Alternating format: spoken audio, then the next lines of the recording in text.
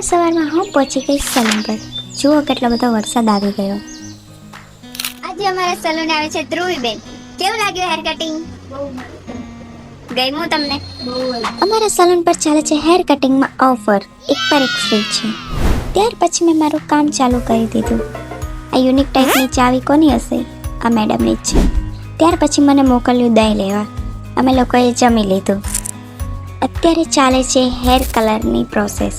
ત્યારબાદ આજે સ્ટુડન્ટને થિયરી પ્લસ પ્રેક્ટિકલ નોલેજ ચાલે છે. મને તો કંટાળો આવે છે એટલે હું લઈ આવી મારા ફેવરિટ નાચોસ ખાવા બેસી ગઈ. અમે લોકો જઈએ છીએ ફરવા. વાવ યાર, DIY છે, એમાં તો કેટલી સરસ સરસ વસ્તુઓ મળે છે. આ બુક તો બહુ જ મસ્ત હતી. બધા ટેડીઓને બાય બાય કહીને નીકળી ગયા.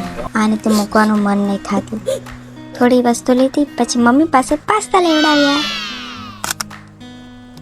ચોકલેટ મોલ્ડ લીધો. વાવ યાર, નાની નાની બેગ કેટલી સરસ છે. પછી તો ઘરે પહોંચી ગયા અને બનાવ્યું ઇડલીના શેપમાં ઢોકળા.